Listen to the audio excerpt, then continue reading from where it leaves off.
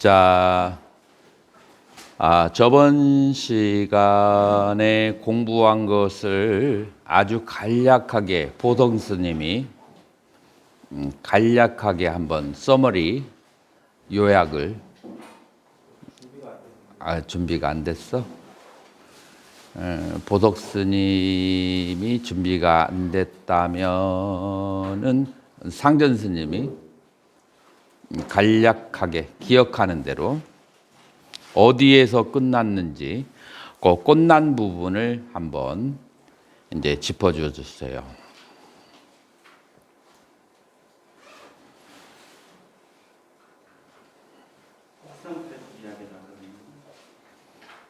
그러면은 내가 한번 요약을 해줘 볼게요. 자, 수행이라는 것은 무엇인가? 그것을 대표적으로 써놓은 것이 바로 사문과경이다 라고 그렇게 하는 거예요. 그러면은 사문과경에서 수행을 개정해 삼학으로 요약을 해 놓은 거예요. 지금 여러분들 모두 다 소리 무음으로 그렇게 해주세요. 소리 무음으로. 자, 개정의 삼학인데, 자, 개는 무엇을 강조를 했죠? 개는 십선업 중에서 칠선업을 강조했어요. 먼저 가장 중요한 것은 말과 행위로서 남을 해치지 않는 것, 몸으로 3가지, 입으로 4가지, 이것을 악행을 하지 않는 것이 가장 첫 번째예요. 그래서 아주 단순하고 명료하게 정리를 해야 여러분들이 어느 상황에서도 바로 나올 수 있을 거예요. 자, 두 번째 단계는 뭐예요? 말과 행위로 칠선업을 행하는 거예요. 그래서 두 번째 단계는 말과 행위로 칠선업을 행하는 거예요. 그러면 그 과보로 어떤 결과를 얻을 수 있죠? 말과 행위로 칠선업을 했을 때 우리는 인간이나 천상에 태어날 수가 있다. 자, 인간이나 천상에 태어날 수 있는 상태에서 의욕을 다스리지 않고 집중산매에 들게 되면은 문제가 있을까요? 없을까요? 그러면 천마가 나타난다고 했죠. 그래서 먼저 집중산매에 들기 전에 의욕을 다스려야 된다. 그래서 의욕을 처음부터 다스리면 좋지만, 그러나 칠선을 행하고 난 다음에는 반드시 의욕을 다스리는데, 그 의욕을 뭐라고 해요? 탐진치라고 하고, 그 다음에 그거를 확장시키면 몇 가지가 돼요? 5가지가 되는 거예요. 그래서 탐진치를 확장시키면 탐심과 진심은 심리적인 현상이라고 얘기한다면, 혼침, 들뜸, 이것은 상당히 신체적이고 기적인 현상과 반절 맞물려 있는 거예요. 그렇게 해서 탐진치에다가 혼침과 들뜸, 이거를 합쳐서 왜 혼침이 중요하냐? 이 선종을 닦는 때가 아니면 혼침이 장애가 되지 않아요. 그런데 선종을 닦으려고 할 때 혼침이 장애가 되는 거예요. 자, 그래서 이 5가지를 다스리고 난 다음에 그런 다음에 여러분들이 명상 대상에 집중을 하는 거예요. 자, 명상 대상에 집중을 하는데 2가지 방법이 있다고 했어요. 그 2가지가 뭐죠? 명상 대상에 집중을 할 때 사마타의 대상에 집중하는 게 있고 위파사나의 대상에 집중을 한다. 2가지가 있어요. 자, 사마타의 대상과 위파사나의 대상의 차이점이 뭘까요? 사마타는 짐짓, 가상의 어떤 세계를 상정을 해서 가상의 세계를 상정을 해서 그 가상의 대상에 집중을 하는 것. 자, 여기 학인 스님들 오디오 오프라인을 시키지 않으면 제가 강의에 방해가 되기 때문에 동영상 진행을 다음 주부터는 할 수가 없어요. 이거 명심하셔야 됩니다. 요거 그 오디오 오프라인 할 줄 아셔야 됩니다. 자, 그렇게 해서 이제 명상 대상이 두 가지가 있다고 했어요. 하나는 사마타 명상 대상, 또 하나는 위파사나 명상 대상. 그래서 사마타는 실제 하지 않는 가상의 어떤 대상에 집중을 하는 것이고, 그럼 위파사나는 뭐겠어요? 실제 하는 거예요. 실제 하는 대상은 어떤 특징을 가지고 있어요? 그것은 항상 움직이는 무상한 그런 특성을 가지고 있어요. 그래서 실제 하는 대상을 관찰하고 무상한 것을 깨닫는 것은 위파사나고, 멈춰 있어서 그다음 멈춰 있는 대상을 관하는 것은 사마타 수행이다. 자, 그렇게 해서 초선에서 사선까지 들어가게 되는데, 이 선정에서 경험되어지는 거, 선전에서 경험되어지는 거, 그것이 아주 공통적인 특징이 뭐라고 했죠? 희화락. 그러니까 내가 선정이 있는지 없는지는 내가 아무런 대상이 없이 혼조 있는데 몸과 마음이 아주 지극히 기쁜 상태에 있는가? 아니면은 뭔가를 추구해야 뭐 영화를 보거나 사람을 만나거나 그래야만 기쁨이 생기거나 뭘 먹어야, 그거를 먹지도 않고 만나지도 않는데 혼자서 아주 지극히 즐거운 상태에 있는가? 요것으로 내가 선정을 경험하는지 경험하지 않는지 그것을 결정적으로 알 수가 있다고 하죠. 자, 그러면은 내 몸과 마음이 기쁜 상태가 왜 중요하게 되냐면, 이 수행이라고 하는 것은 한마디로 말해서 기억의 창고를 깨끗하게 하고 관련되는 거예요. 근데 깨끗하게 하려면은, 자, 내 집에 단칸방이 있는데 단칸방의 밑에서 지하실이 있어요. 창고가 있어. 창고실에서 썩은 냄새가 나. 자, 그 썩은 냄새가 나면, 썩은 냄새가 나면 버마 스님 오디오 오프로 시킬 수 능력이 없는 사람은 다음 시간에 강의 참석 못하게 하세요. 오디오 오프를 다 시켜야 돼요. 그렇게 해서 만약에 기쁨과 즐거움이 없으면 이 방을 청소하려면, 지하실을 청소하려면 두 가지가 있어야 돼요. 뭐가 있어야 되죠? 첫 번째, 지하실을 열고 들어가서 봐야 돼. 두 번째, 뭐를 해야 되죠? 청소를 해야 돼. 근데 지하실에 썩은 쥐의 시체가 있는데 그거를 청소를 하려면 무엇을 할 수 있어야 되냐면, 그걸 쳐다보고 기쁘고 즐거운 상태에서 쳐다봐야 돼요. 그래서 내 마음이 기쁘고 즐거운 상태에서 쳐다봐야만 되는 거예요. 만약에 기쁘고 즐겁지 않은 상태에서 썩은 쥐를 쳐다보면 어떻게 되죠? 내 기억에 뭐가 더 발생해요?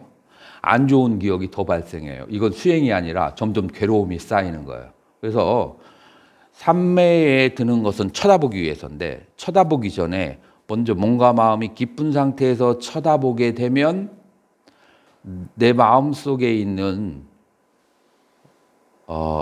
부정적이고 안 좋은 생각들이 사라지게 돼요. 상전 스님, 이해가 필요할까요? 이해가 없어도 이해하겠어요. 이해가 필요하다고? 자, 또 같은 예를. 오토바이를 타고 그 원웨이 외길로 가는데 갑자기 비싼 차를 몰고 있는 사람이 일방 통행인데 그쪽에서 건너편에서 반대편에서 차가 오서는 안 돼. 근데 쏜살같이 나를 달려들고 그 다음에 나를 비낄 공간을 안 주는 거야. 그러면 나는 어떻게 해야 돼요? 살기 위해서 옆에 있는 그 뭐 시궁창으로 빠져 들어가는 거야. 그때 근데 이 차는 어떻게 해요? 미안하단 말도 없이 그냥 휘잉 갔어. 그때 뭐 몸에 상처가 있고 더러운 곳이 있어서 빨리 집에 와서 다 청소를 하고 가만히 좌선을 하고 앉아 있는데 생각하면 뭐가 화가 썽질이 더 나는 거야. 근데 몸과 마음이 지극히 깊은 상태에서 생각하면 화가 날까요, 안 날까요? 에이, 그럴 수도 있지 뭐 이해하게 돼요. 그래서 마음의 감정이 쌓이지 않게 돼요. 이해가 됐나요, 쌍전 스님? 그래서 이 삼매에 희락, 기쁨이 필요한 이유가 내 안에 있는 부정적이고 한과 진심 이것을 청소하는데 이게 바로 쥐의 냄새예요. 마음속에 있는 한과 그 다음에 분노, 서러움 이런 것을 닦아나는데 뭐가 필요하냐면은 희와 락이 필요해요. 그래서 희와 락이 없으면 선정이 깊어지지 않고 선정에 아무런 효과가 없는 거예요. 오히려 쳐다보면 오히려 스트레스만 더 받게 수행하면 할수록 더 스트레스만 쌓이게 되는 거예요. 자, 그렇게 해서 초선과 사선이라고 하는 것이 필요 이제 하게 되고 초선과 사선이라고 하는 것이 이제 그렇게 생겼을 때 초선과 사선이라고 하는 것이 생겼을 때 그때 마음은 고와 그 다음에 근심과 그 다음에 희와 락, 고락휴라고 하는 네 가지로부터 추연해지고 평정한 마음이 평정한 상태에 들게 되는데 이 평정한 마음의 상태가 부처님은 빠라마타 수캄 최상의 행복이다라고 그렇게 하는 거예요. 그래서 최상의 행복이라고 하는 것을 이제 얻게 되죠.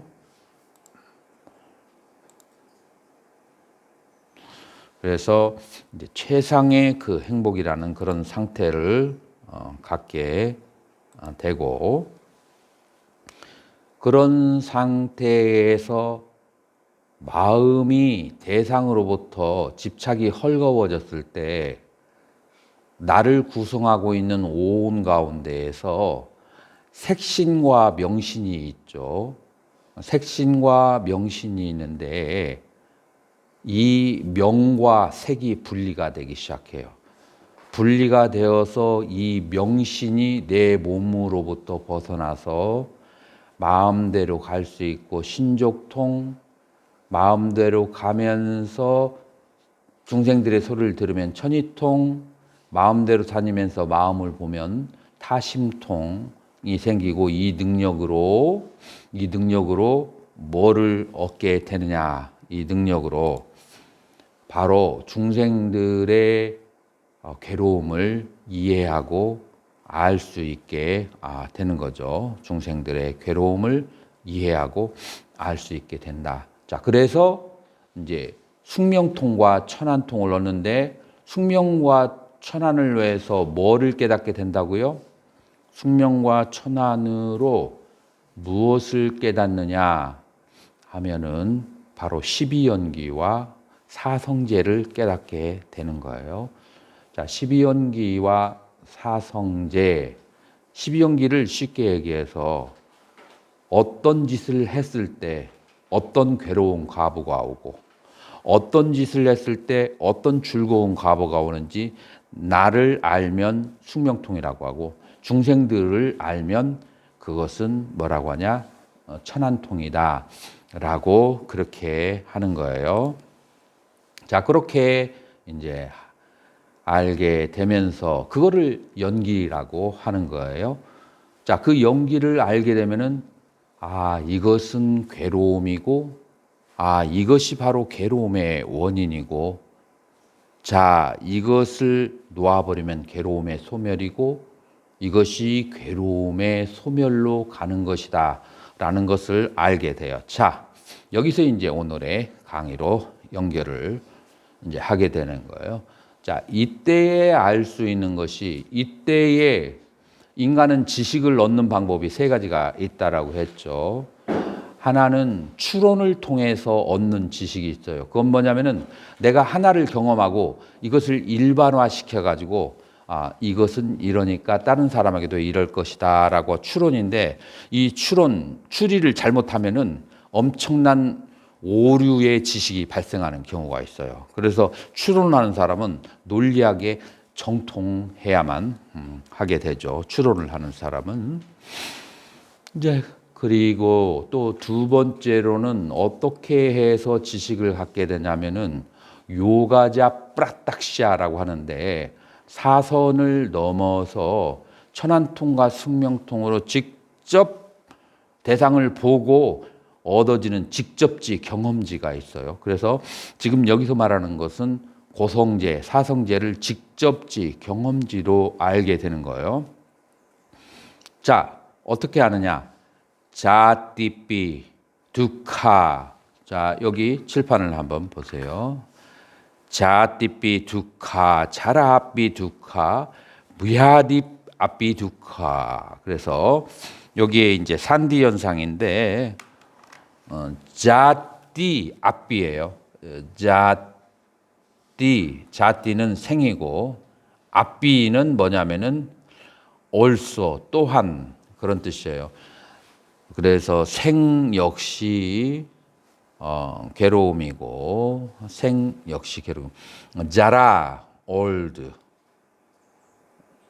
늙음도 괴로움이고 무야디 병듦도 괴로움이고 자삐 자라 부야디 마라가 여기 안 나오는데 자 여기에서 부야디 두코 마라남 죽음이에요. 죽음 역시 괴로움이다. 그래서 생로병사가 괴로움이다. 자, 생로병사가 왜 괴로움인가? 젊은 사람 모를 수도 있어요. 근데 나이가 50 정도 돼 보면 몸에 한번 병을 심하게 앓게 되거든요. 몸의 병을 심하게 알아서 죽음 비슷하게 갔다 오게 되면 병이 왜 고통이라는 것을 말 안 해도 알게 돼요. 여러분들 여기 있는 사람 중에서 병이 괴로움이라는 것을 모르는 사람 있으면 손 한번 들어. 지나치게 건강한 사람은 모를 수도 있어요. 병은 괴로움이에요. 자, 병이 괴로움이 있는데 늙는다는 것은 병이 심화되는 것을 늙는다고 하는 거예요. 죽음이라고 하는 것은 온몸의 병이 퍼져 있는 것을 죽음이라고 해요. 태어남이라고 하는 것은 병이 하나둘씩 들어오기 시작하는 것을 태어남이라고. 그래서 생로병사가 전부 다 병하고 관련되어 있어요. 그리고 이 병이 드는 이유는 인간의 몸이 지수화풍으로 이루어졌고 그 다음에 외부에 있는 지수화풍이라고 하는 것은 지구가 돌고 태양계가 돌고 하기 때문에 지수화풍이 계속해서 변화하게 돼요. 지수화풍이 그 변화하는 속도를 인간의 몸이 따라가지 못해요. 그렇기 때문에 병이 안 드는 것은 이상하고 병이 드는 것은 너무나 자연스러운 것이다 라고 그렇게 말할 수가 있어요. 마치 지구와 태양이 자전과 공전을 하는 것과 같은 현상이다 라고 그렇게 볼 수가 있죠. 자, 이 글에서 이 네 가지를 뭐라고 하느냐 하면은 전부 다 생의 괴로움이라고 그렇게 하는 거예요. 자, 자, 그래서 몸의 괴로움이에요. 자, 그래서 신체적 괴로움 한 가지가 있고, 그 다음에 두 번째, 그러니까 이것은 인간의 몸을 가지고 있는 사람에게 누구도 피할 수 없는 괴로움, 신체적 괴로움이 생로병사예요. 자, 그 다음에 두 번째 괴로움은 관계에서 오는 괴로움이에요. 관계라고 하는 것은 아삐에이, 그래서 여기에서 삐야가 중요한데, 여러분 만약 인도 영화를 보면은 삐야라는 말이 있는데, 이게 그 사랑스러운, 특히 딸들에게 이런 이름을 많이 붙여줘요, 인도에서. 그래서 삐야, 사랑스러운. 그래서 아삐에이, 어자는 부정접두사라겠죠. 사랑스럽지 않은 대상하고 아삐예희, 예희가 진승스님 무슨 격이 어떻게 돼요? 에희, 에비, 에희, 에비. 기국격. 기국격이나 탈격인데 여기에서는 기국격이지. 못 먹고 함께 사랑스럽지 않은 대상과 함께 산바요가 만나는 것.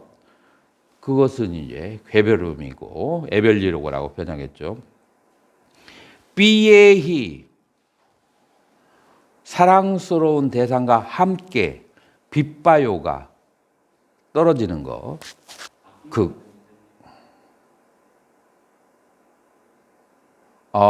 한문하고 바뀌었구나. BA하고 요거하고 요렇게 바꿔졌어요. 그래서 두 번째 BA, 사랑스러운 대상과 빗바요가 헤어질 때 괴로움, 그게 애별리고고, 앞BA, 사랑스럽지 않은 대상과 산바요가 만나는 거, 원중해고가 되는 거죠. 그러고 난 다음에 너 라바띠땀, 라바띠땀 얻다라는 뜻이에요. 그래서 너 라바띠, 얻을 수 없는 것, 얻을 수 없는 것, 무엇을? 내가 원하는 것을 얻을 수 없는 것, 너 라바띠, 그것이 바로 괴로움이다. 앞비에이 밑바요가 넣고 얌삐짬 너 라바띠 이땀 너 라바띠 땀삐 두캄. 그래서 얻을 수 없는 것이 괴로움이고, 상키테나 요약해서 말하자면 반짜우빠다나 칸다두카, 오온으로 이루어진 것은 괴로움이다. 자, 그래서 오온 성고는 뭐냐면은 자아에 대한 집착이라고 말할 수 있어요. 그래서 오온 때문에 오온 성고는 자아에 대한 집착에서 오는 괴로움이에요. 자, 그래서 얻을 수 없는 것, 내가 구하여도 얻을 수 없는 것, 그것은 마음의 고통이죠. 구하여도 얻을 수 없는 것은 여러분들이 한번 어저녁에 잠을 자다가, 나는 가끔 가다가 그런 일이 있어요. 어머님을 만나는 거예요. 어머님을 만나는데 기차역에서 어머님이 간식을 사러 갔어. 간식을 사러 가셨는데 기차가 이렇게 앞으로 나갈 때도 안 오시는 거야. 그래가지고 막 그냥 바깥으로 나가려고 하다가 그것은 어떤 마음이겠어요? 굉장한 괴로운 마음이죠. 꿈에서 딱 깨는 이제 그런 것이 이제 있는데, 지금은 이제 어머님은 돌아가셨죠. 없죠. 그러니까 내가 어머님을 꿈에서 막 깰 때는 그렇게 놓쳤다라고 하는 막 그냥 슬픔이 있다가 다시 한번 자각하면 어머님 돌아가셨지. 이제 그 괴로움에서 이제 벗어나는 이제 그런 이제 경우가 있는데, 괴로움의 두 가지가 있어요. 보고 싶은 어머니를 못 만날 때, 그것도 하나의 괴로움이죠. 이것도 이제 구불득구에 속해요. 그 다음에 내가 과거에 어떤 행했던 것 중에서 뭔가 좋은 일을 해야 되는데 좋은 일을 하지 못했어. 예를 들어서 지금 어머님이 돌아가셨어요. 근데 내가 어머님에게 충분히 내가 출가를 하고 나서 그 다음에 어머님에게 충분히 보답을 못 해드렸는데 어머님은 지금 가셨어. 근데 평상시에는 그것이 굉장히 슬프지 않아요. 왜냐하면은 바빠서 그런 센티멘탈해질 여가가 없어요. 꿈을 꾸고 잠을 자다가 딱 일어났을 때 새벽 1시에서 3시 사이에 어둠은 적막한데 갑자기 어머님을 꿈속에서 봤다가 어머님은 지금 돌아가셨고 내 과거에 어머님이 나에게 잘해줬던 것은 기억나는데 나는 보답을 하나도 못했어. 이때의 고통은 공포스러워요. 이때의 고통. 근데 여러분들 바쁜 사람은 잘 몰라요. 여러분들 한가해지면 한번 내 마음속에 있는 그 기억들하고 대면을 하면 그 이미 사라지고 없는 대상을 내가 보답을 해야 되는데 만날 수가 없다는 것처럼 이 세상에서 고통스러운 건 없어요. 하루 종일 스님들이 8시간 울려가는 것보다 고통스러워. 자, 그래서 요런 것들이 전부 다 마음의 고통인데 이 마음의 고통은 어디에서 오냐면 내 마음속의 기억에서 오는 거예요. 그러니까 내가 기억을 컨트롤할 수 있는 능력을 얻지 못하면 나중에 이제 나이 들어가지고 스님이 어머니 하고 막 노래 부르는 거 있잖아요. 그런 노래 부르고 막 하게 된다고요. 마음속에 한을 토로하지 못해서. 그런데 이런 고통으로부터 벗어나려면은 생각은 생각일 뿐이라고 알아야 돼요. 알아차림을 해야 돼요. 생각일 뿐이야. 지금 이 모든 엄청난 감정을 가져다 주고 있는 그 대상은 내 생각을 통해서인 거예요. 그래서 생각은 생각일 뿐. 다시 말해서 평상시에 나의 오온 중에서 생각을 생각이라고 알아차려서 놓아버리는 능력을 키우지 않은 사람은 이런 감정의 쓰나미가 왔을 때 컨트롤 못해요. 그래서 오온을 컨트롤해야 되고 그 오온의 기결점이 뭐냐면은 자아에 대한 집착이에요. 그러니까 이 사고팔고가 결국은 어디로 귀결이 돼요? 자아에 대한 집착. 이거를 좀 풀어서 말하면 뭐가 돼요? 오온에 대한 집착이에요. 그래서 평상시에 오온이 무아이다라는 것을 오온을 관하는 오온을 알아차리는 그래서 대승으로 와서 오온 개공이라는 것을 그걸 수행하지 않은 사람은 여기에서 장사가 없어요. 여기에서 괴로움으로부터 벗어날 수가 없다. 자, 그래서 여기에서 이제 소급에서 불교에서 말하는 깨달음은 그럼 뭘 말할까요? 무엇이 깨달음일까요? 자, 깨달음. 성고스님, 틀려도 괜찮아. 뭐가 깨달음이겠어?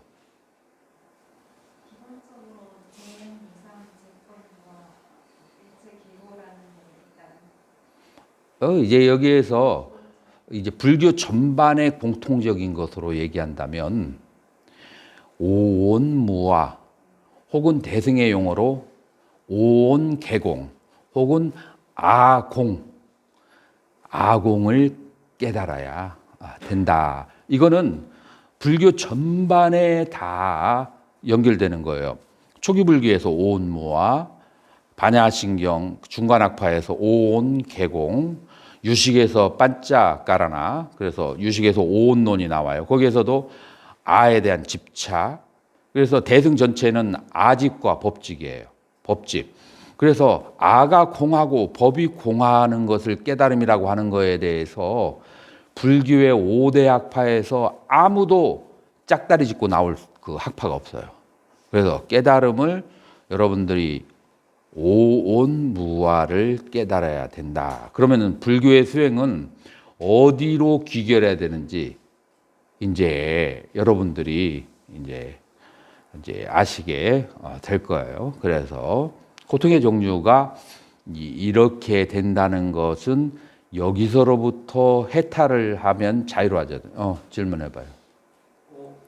자아에 대한 집착이 살짝 이렇게 보면 기억 이런 데도 집착을 하는다는 게 여기에서 이제 관찰을 알아차림을 많이 한 사람은 나의 기억은 오온 중에 무엇에 대한 기억이에요. 이제 세밀하게 들어가면. 자, 아까 내가 어머님에 대한 기억을 얘기했어. 그럼 오온 중에 뭐예요? 상이에요.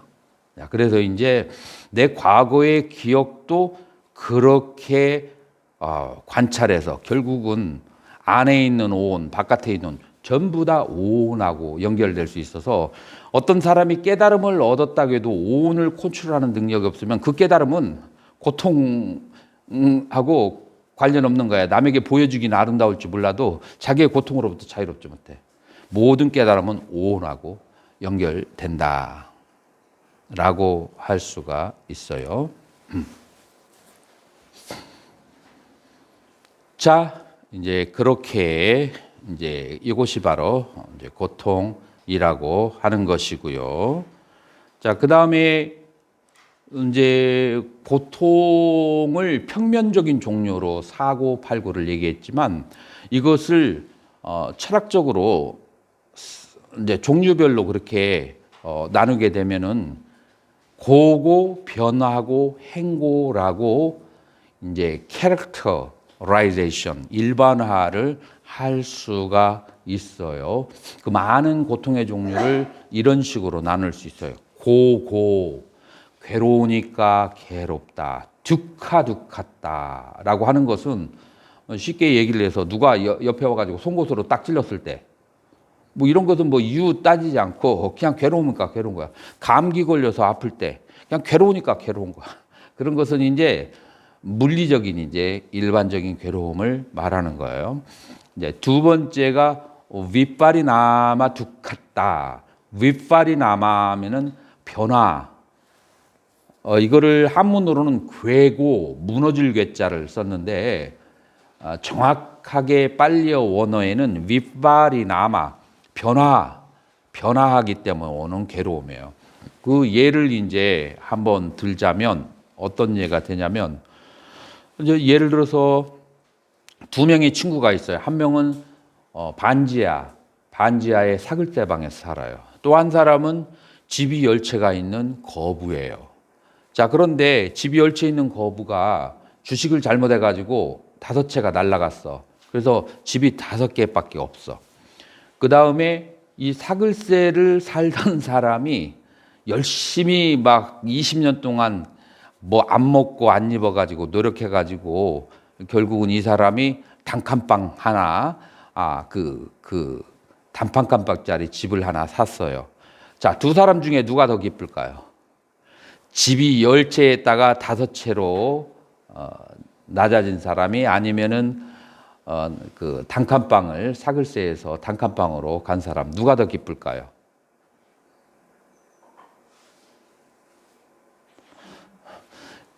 단칸방으로 사글세에서 단칸방으로 간 사람이 더 기뻐요. 그 이유가 뭐예요? 그것은 과거에 하고 지금 현재의 상태하고 비교를 해서 변화에서 오는 그런 적이에요. 그 앞에 사람은 10채에서 5채로 그렇게 5개나 잃어버렸다라고 하는 그 변화 때문에 괴로움을 느끼고 그 다음에 이 사람은 바로 더 상승했기 때문에 즐거움을 느끼게 돼요. 객관적으로 보면 집 5채 있는 사람이 더 좋아야 되는데 이게 변화에서 오는 고통이라. 그래서 좋은 상황에 있다가 좋지 않은 상황으로 떨어졌을 때 그것을 뭐라고 해요? 그것을 변화고라고 한다. 무슨 적인지 이해하시겠죠? 송곳으로 딱 찔려서 오는 고통은 그건 고고. 그다음에 세 번째로는 쌍카라 두카타가 있는데 쌍카라라고 하는 것은 그것은 영어로 말하면 conditional things, 그러니까 조건 지어진 것들. 그 그 다음에 유의법 이런 식으로 번역이 되는데 그렇게 조건 지워진 그런 그 유의법들은 전부 다 무너지기 때문에 괴로움을 낳는다. 왜 어떻게 하면 그 무너지는 것에 대해서 집착하면은 괴로움을 낳는다라고 하는 거예요. 자, 그래서 여기에서 이제 결국은 그 유망한 불교의 삼법인 설이 나오게 되는 거예요. 첫 번째가 사페 상카라 어니짜. 사페 모든 상카라 조건 지워진 것들은 그것은 어니짜 움직인다. 무상하다. 계속해서 변화하는 거예요. 여러분들 양자역학이 여러분들을 이해하기 훨씬 더 쉽도록 그렇게 해주게 되죠. 지금 우리 모든 물질들은 양자와 전자와 중성자로 이루어졌고 전자는 계속해서 움직이고 변화하고 있죠. 그 움직이고 변화하고 있는 전자 때문에 우리는 그 물질의 파동을 느끼고 파동을 느끼기 때문에 우리는 대상을 인식할 수 있어요. 그러니까 우리가 눈이 튀어나와서 내가 보석 스님을 만나고 돌아오는 것도 아니고 보석 스님의 몸이 내 눈에다가 와서 달려들어 가지고 눈에다가 부딪히고 가서 나에게 인식이 되는 것도 아니고 그 보석 스님의 몸에서 나오는 그런 파동과 내 눈에서 나오는 파동이 부딪혀서 그것을 내가 이해하고 인식하고 저분이 보석 스님이다라고 알게 되는데 그것이 서로 만나서 인지하게 되는 것이 그 파동 때문에 그러고 파동은 뭐냐면은 내 안에 전자가 계속해서 움직이지 않으면 파동이 나오지가 않아요. 그렇기 때문에 모든 존재하는 것은 계속 변화해야 인식이 돼요. 움직이지 않는 것은 인식할 수가 없어. 설령 존재한다고 할지라도 그것을 우리 부처님은 재행무상, 사페상카라 아니짜 그 모든 우리가 경험하는 현상 세계는 계속해서 변화하고 있기 때문에 우리가 인식할 수 있다라고 하는 거예요. 근데 사페상카라 두카 그 변화하는 것들에 대해서 인간의 이것은 이제 물질의 속성인데 인간의 마음이 가지고 있는 속성은 무엇이냐면은 한 번 경험한 것은 계속해서 재인식하려고 그렇게 하는 그런 속성이 있어요. 자, 보세요. 내가 어머니의 꿈에 대해서 얘기했는데 어머님을 보고 나서 그 다음에 마음이 어머님이 지금 더 이상 만날 수 없다고 생각했을 때 기뻐요, 슬퍼요? 슬픔이 온단 말이에요. 무엇 때문에 슬퍼요? 살아있는 것은 죽는 것은 당연한 것인데 인간의 마음은 한번 경험한 것을 계속해서 재경험하려고 하는 속성을 가지고 있어요. 그게 마음이 가지고 있는 집착성이에요. 한번 경험한 것을 예를 들어서 차를 좋은 것을 마셨다. 그 다음에 나쁜 것을 그 다음에 마신다. 그건 당연한 일이에요. 모든 것은 변하기 때문에. 그러나 여기서 인간의 마음은 어떤 일이 벌어지죠? 예전에 내가 마셨던 좋은 차에 비해서 이 차는 좋지가 않은데 라고 하면서 괴로움을 느끼는 것.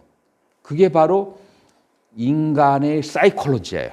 한번 경험한 것을 계속해서 재경험하려고 하는 속성이 있어. 그 속성 때문에 이 모든 변화는 무상한 것들이 무엇으로 나에게 경험되어져요? 다 괴로움으로. 그것이 변해질 때. 제가인들 같으면은 옛날에 한번 부부가 결혼하려고 할 때 사랑하는 것, 그리고 그 사랑은 만물의 법칙에 의해서 변하고 사라지고 식어지는 것은 당연한데 그럼에도 그것 때문에 괴로움을 느껴. 무엇 때문에? 집착 때문에. 이 인간의 마음은 한번 경험했던 좋은 것을 재경험하려고 하는 속성이 있기 때문에 뭐를 느낀다? 고통을 느낀다. 그게 바로 사페 상카라 두카인데 우리 한문에는 일체계고라고 번역이 됐는데 사페 상카라 일체의 유의법, 일체의 조건 지어진 것들이 괴롭다는 것이지 여기에서 일체, 무의법, 열반, 그 조건 지어진 것들을 벗어난 모든 것이 괴롭다는 것이 아니에요. 일체에 변화하는 조건 지어진 것들에 집착하면 괴롭다는 거예요. 그래서 이 일체라고 하는 것은 모든 일체가 아니고 유의법, 다시 말해서 재행을 말하는 거예요. 모든 유의법은 괴로움이다. 그렇게 번역해야 정확한 번역이에요. 여기에서 왜 우리가 빨리어를 산스크리트 원전을 공부해야 되는지 여러분들이 알 수가 있어요. 번역하는 데서 이런 거 한 가지가 잘못되어지면 불교에 대한 개념이 완전히 바뀌어질 수가 있어요. 실제로 우리나라에서 굉장한 고승이 계시는데 내가 1년 전에 만났는데 이 일체계고를 가지고 막 계속해서 나한테 질문을 하시더라고요. 그래서 일체계고는 맞지가 않고 재행계고라 맞은 거니까 그러면 과거에 중국 스님들이 전부 다 스님보다 실력이 못하단 말이야 하면서 막 그냥 나한테 막 그냥 뭐라고 하시더라고요. 그런데 이 원어를 공부해야 되는 이유가 여기에 있어요. 내 인생, 내가 불교를 잘못 이해해서 오는 것을 누가 책임져 줄 거야? 아무도 책임져 줄 사람 없어요. 내가 책임져야 돼요. 내가 바르게 알아야 될 권리가 있고 내가 바르게 알지 못한 것에 대한 책임도 내가 그 괴로움은 내가 받는 거예요. 근데 재행이라는 게 그 일체라고 하는 것이 재행 아닌 게 없어서 똑같은 의미로 볼 수 있는 거 아닌가요? 그런데 그 스님은 이 일체에 열반까지 포함을 하더라고. 열반이 재행인가요? 그러니까 철학적인 사람은 거기까지 가요. 그러기 때문에 열반도 괴로움이다. 그렇게 결론을 짓고 그렇기 때문에 열반도 괴로움인데 해탈하려고 할 필요가 없다. 여기까지 와버려요. 제가 지금 말씀드린 부분은 맞죠? 일체를 갖다가 재행이라고 볼 수 있는 상황인 거죠. 철학적으로 언어학적으로 틀려요. 근데 일반적으로 사용할 때는 그렇게 해도 대충 이해를 하는 것이 있는데 철학이나 종교에서 그렇게 했다가는 육파 철학한테 가가지고 다 두드려 맞아요. 지금 만약에 요거 명함 들고 가서 육파 철학자들 외도들하고 하잖아요. 그러면 금방 그 소니아라고 하는 아주 굉장히 대단한 그 인터넷에서 나오는 그 유튜브 저기가 있거든요. 만약 그 사람한테 걸렸다가는 완전 작살날 거야. 그런 식으로 하면. 근데 일체 중에 재행 아닌 게 있습니까? 일체에는 재행과 그 다음에 재행을 벗어난 무의법 두 가지로 이루어졌어요. 그래서 재행은 유의법이고 그 다음에 열반은 무의법이에요. 그래서 일체 안에 유의 플러스 무의가 들어가요. 이게 이제 철학이나 언어학적으로 얘기하면. 그래서 이런 전문가한테 걸렸다가는 뼈도 못 추리죠. 그렇게 이해하면. 그래서 이제 세 번째가 결론적으로 뭐냐면 사페 상카라 모든 그 유의법이라고 하는 것은 아나tta, 무하다, 혹은 무자성이다. 이렇게 두 가지로 번역할 수 있어요. 내가 아나tta를 무자성이라고 하니까 대승의 냄새가 난다라고 누가 초기불교 공부한 스님이 그러더라고요. 글을 많이 읽어봐야 돼요. 붓다고사 이 사람을 대승이라고 말할 수 있어요? 없어요. 붓다고사가 아따살린이라고 하는 주석서를 썼는데 담마상간이의 법집론의 주석서를 썼는데 거기에서 아나tta의 세 가지 특성 중에 하나서 무자성을 얘기를 해요. 그렇기 때문에 조그맣게 공부해가지고 전부라고 생각을 하면 안 돼요. 그래서 이 아나tta에는 무아와 무자성 두 가지의 뜻을 다 가지고 있는데 그래서 사페 상카라가 아니라 여기에서 내가 요즘에 왜 이렇게 실수가 많냐? 사페 상카라가 아니고 사페 담마예요.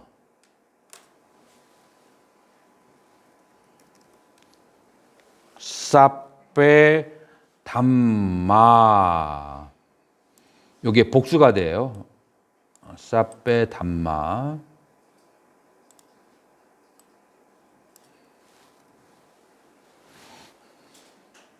내가 요즘에 과부하가 좀 많이 걸려가지고 요즘에 실수를 좀 자주 하더라고요. 그래서 제법 무아.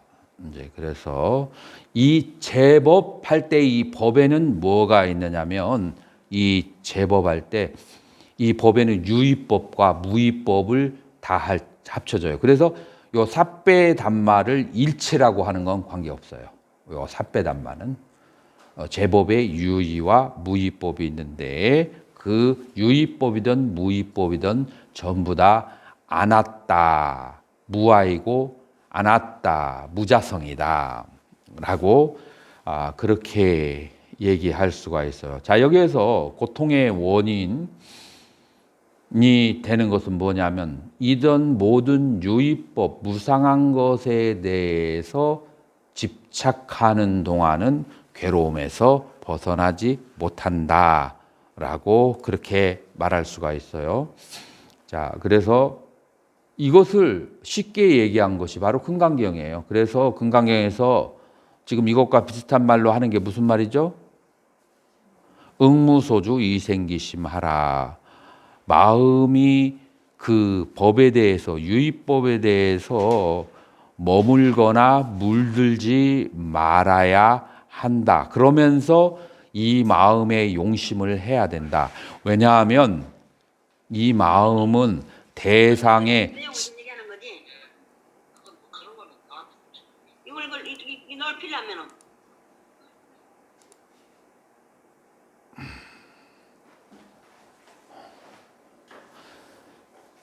제가 다음 시간부터는 10분 이후에 들어오는 분들은 받지 않겠습니다. 잘 기억해 두세요.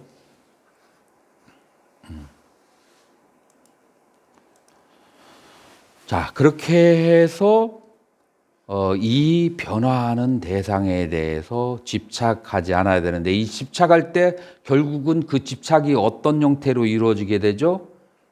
그 집착이 결국은 오온의 형태로 이루어져요. 그런 객관적인 대상들도 결국은 나에게 인식되어지는 것이고 인식되어지는 것은 느낌으로 인식되어지든지 아니면 그것은 개념으로 인식되어지든지 욕망으로 인식되어지든지 이런 식으로 인식되어지게 돼요. 물질로 인식되어지든지. 자, 그렇기 때문에 이제 오온에 대해서 바르게 이해하고 그 다음에 오온을 어떻게 알아차리고 오온을 어떻게 컨트롤해야 되는지 이게 불교 수행의 알파와 오메가다. 그리고 저는 이것이 대승과 선종에까지 어떻게 연결되는지를 그걸 하나하나 다 설명을 해드릴 거예요. 자, 그러면은 이 오온을 수행하는 것에 대해서 설명되어 있는 것이 어디에 있을까요? 초기 경전 가운데서 대표적인 거 뭐 있어요? 대념초경 1번. 그 다음에 초기 경전 가운데서 이 오온 수행하는 것을 자세히 설명한 게 무엇가 있을까요? 아나빠나 사띠 숫다. 그래서 이것을 안반수의경이라고 한문권에서는 번역했죠. 그래서 아나빠나 들숨 날숨에 대한 사띠 알아차림의 경.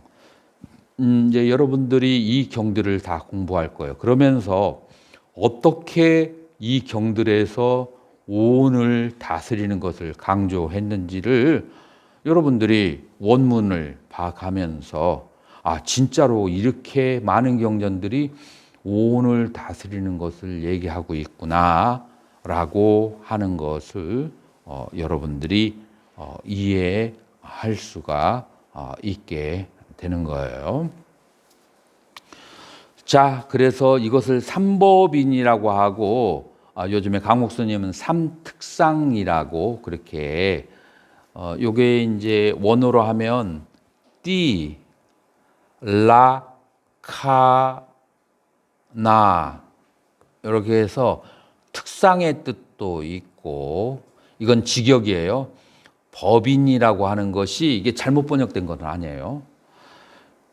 왜냐하면은 육사외도들하고 불교하고의 차별성을 분명하게 하기 위해서 재행무상, 재행계고, 제법무화를 얘기한 거예요. 그렇게 봤을 때 세 가지 법의 도장이에요. 이것은 불교고 만약에 이것과 다른 식으로 얘기하는 것은 불교가 아니다.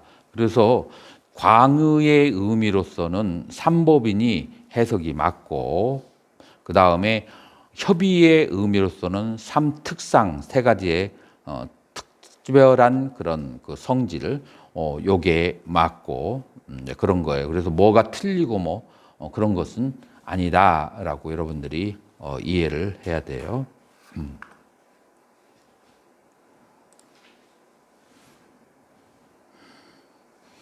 자, 그래서 다음에는 오혼에 대해서 아주 자세하게 설명을 할 거예요. 그 다음에 오혼을 어떻게 관찰하는가 방법론도 요거라서 오늘은 여기에 대해서 지나가도록 하겠어요.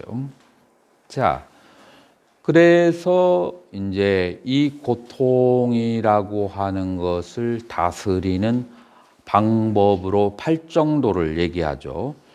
사실은 정확하게 표현하면 아리야, 아타, 앙가, 이까. 자, 그래서 아타 플러스 앙가 플러스 이까. 그래서 아따는 8이에요. 앙가는 가지, 종류, 8가지 종류의 이까, 속한. 그 다음에 아리야, 성스러운, 막가, 길. 이렇게 이건 직역이에요. 8가지 종류에 속하는 성스러운 길에 속하는 8가지의 그런 이제 수행법 이제 이렇게 얘기할 수가 있죠. 이게 팔정도예요. 자, 그래서 우리 불교의 수행은 팔정도가 굉장히 중요하죠. 심지어 여러분들 화엄경에도 팔정도에 대해서 사성제와 팔정도에 대해서 굉장히 많이 나와요. 그래서 대승에서는 팔정도를 그걸 중요하지 않는다라고 생각하면 굉장히 공부가 적은 거예요. 그래서 현대 심리학에서 인간을 어떻게 설명하는지, 인간의 마음을 어떻게 설명하냐면 이제 1970년도, 60에서 70년도 정도에 나온 심리학 책이 있는데 이제 그때 인간을 뭐라고 보았느냐면 인간은 지성과 감성과 의지를 가진 존재다라고 그렇게 하는데 연배가 저하고 비슷한 분들은 기억이 날 거예요. 그런 거 들어보신 적 있어요? 들어봤죠. 지성과 감성과 의지를 가지고 있다. 그래서 자, 그렇다면 우리가 마음을 다스린다, 수행을 한다라고 할 때 논리적으로 지성과 감성과 의지를 다스려야 마음을 다스리고 수행을 한다라고 말할 수 있겠죠. 자, 그래서 지성에 해당하는 것이 정경과 정사고 감성에 해당하는 것이 정령과 정정이고 의지를 다스리는 게 정어, 정명, 정전이다. 그래서 인간의 심리를 구성하는 3가지 요소를 다스리는 것이 팔정도로 그렇게 설명이 되어 있다라고 이해해도 틀리지는 않을 거예요. 그래서 이제 가장 인도의 여러 가지 종교에서도 삼매를 굉장히 강조해요. 여러분들이 조금 들어보신 분들은 부처님 당시에 육파철학이나 인도의 그 불교를 뭐라고 얘기하냐면 그거를 수정주의, 선정을 닦는 그런 사상들이다라고 할 정도로 삼매에 대해서는 인도의 모든 종교가 굉장히 뛰어나요. 그런데 이 팔정도 끝이 어디에서 끝나요? 정에서 끝나요. 그렇게 봤을 때 이런 의문이 생길 수 있어요. 불교가 뭔가 이 인도의 그 종교를 극복했다고 말만 하더니 팔정도 보니까 우리 불교도 뭐 선정에서 끝나네? 라고 생각할 사람 있나요? 있어요, 없어요? 있으면 내가 대답을 해주고 없으면 그냥 지나가고. 스님의 고개를 흔든 의미는 뭐야? 뭐 없다는 거야? 무엇이 없다는 거야?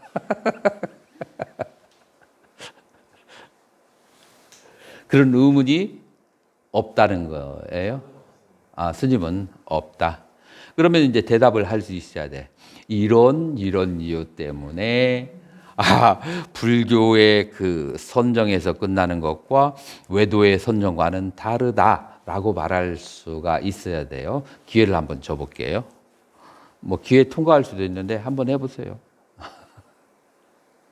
이런 이유 때문에 불교의 삼매와 외도의 삼마는 다르다. 팔정도가 나머지 일곱 가지가 기반이 된 상태에서 선정을 하는 거하고 옳지. 그렇지 않은 선정하고 차이가 있기 때문에. 근데 그것만 가지고는 그쪽에서 할 말이 있어. 왜냐하면은 요가의 팔찌 정도가 있어요. 팔찌 요가라고 하거든요. 그 팔찌 요가의 1번, 2번이 야마 니야마예요. 야마 니야마는 해야만 될 것과 그 다음에 하지 않아야 될 것, 그 야마 니야마 계율에 해당되는 그런 것이 있고, 그 다음에 세 번째가 아사나, 이 동작을 통하고, 그 다음에 네 번째가 프라나얌, 호흡을 하고, 그 다음에 다섯 번째가 다라나, 어떤 명상 대상에 집중하고, 그러고 다라나, 그 다음 프라티하라, 그래서 마음을 외연으로부터 걷어들이고, 그 다음에 디하나, 마음을 그렇게 해가지고 디하나, 그 다음에 정에 들고, 선에 들고, 그 다음에 사마디, 정에 든다. 이런 그 과정을 가지고 있기 때문에 그쪽에서 그러면은 할 말이 있을 거예요. 우리 불교가 다른 외도들의 선정하고 다른 이유는 두 가지가 있어요. 첫 번째, 정견이 1번으로 나온다는 거예요. 다른 종교에서는 정견이 1번에 나오지 않아요. 그 정견이 1번에 나오는 것이 불교를 불교답게 하는 최고의 것이고, 그 다음에 수십 년 동안 그 남방에서 공부한 스님이 저한테 이런 질문을 했어요. 이제 어떤 질문을 하냐면, 지금 여기 대기실에서 오랫동안 기다리는 분이 한 분 있는데 받아줄까요, 말까요?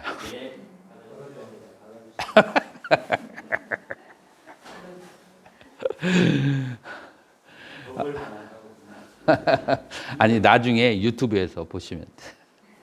왜냐하면 이거 받아들여줬다가 소리가 나고 하면 내 강의하는 게 흔들리거든.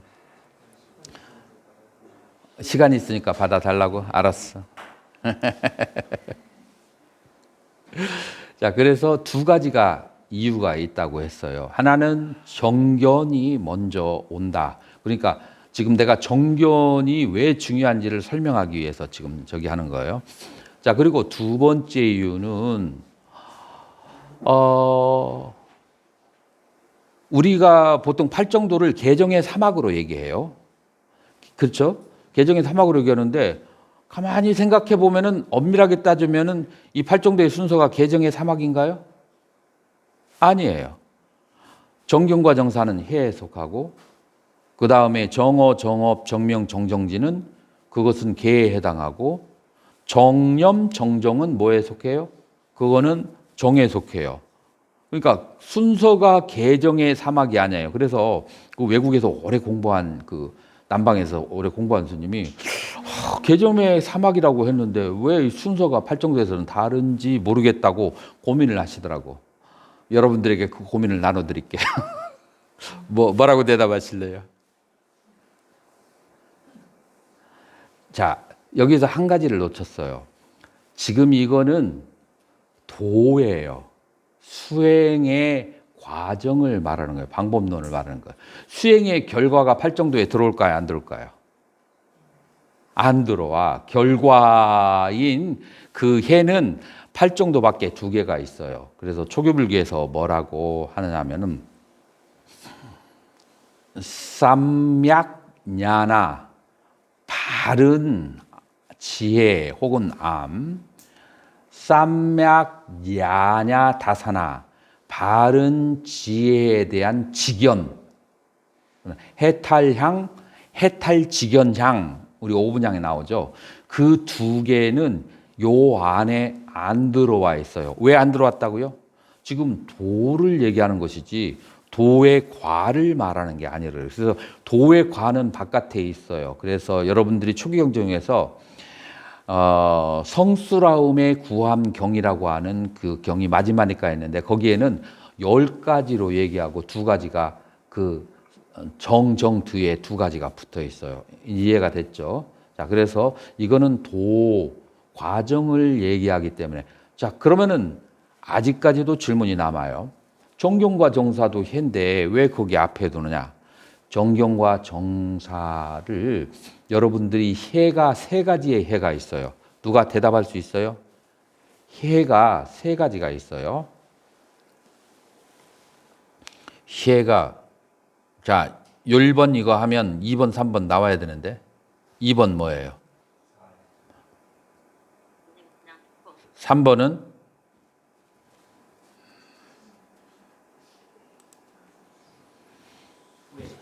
수해.